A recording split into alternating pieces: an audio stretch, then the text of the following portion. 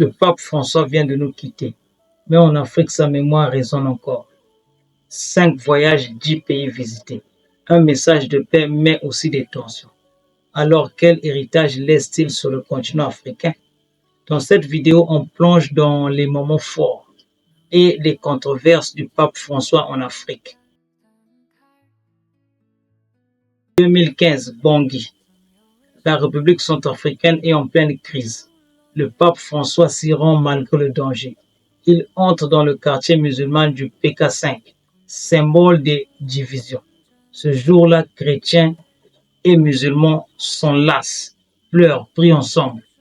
C'est une image forte, un moment d'histoire. Le pape des pauvres.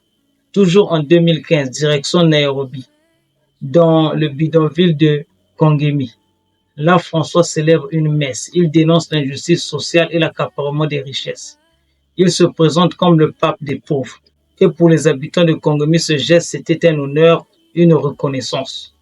Bien que l'Église catholique continue de s'enrichir sur le dos des pauvres populations africaines. Pour moi, c'est une hypocrisie de penser que le pape puisse combattre la pauvreté en Afrique. Ça n'a juste pas de sens, vu le niveau de vie du Vatican qui est extrêmement luxueuse grâce aux minerais africains et aux offrandes de la population africaine. Bon, mais poursuivons notre vidéo, bien que c'était important de le souligner.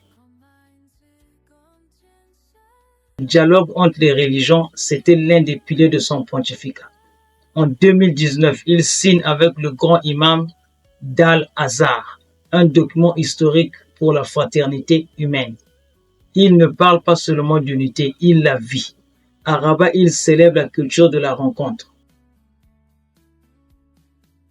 L'un de ses combats les plus constants, la défense des migrants. Dans son encyclique Fratelli Tutti, il dénonce l'hypocrisie de ceux qui se disent chrétiens mais méprisent les réfugiés. La Méditerranée est devenue un cimetière, dira-t-il.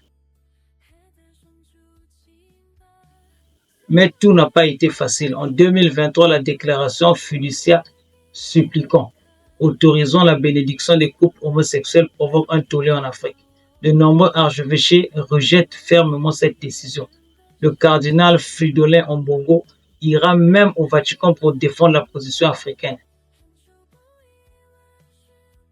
En 2023, en RDC, il lance un appel fort. Retirez vos mains de l'Afrique. Ce n'est pas une terre à piller. Le message est clair. François défend un continent souvent ignoré. Le pape François n'était pas parfait, mais il a parlé, il a marché, il a osé. En Afrique, nombreux sont ceux qui se souviennent de lui comme d'un homme de paix, de vérité et d'espérance.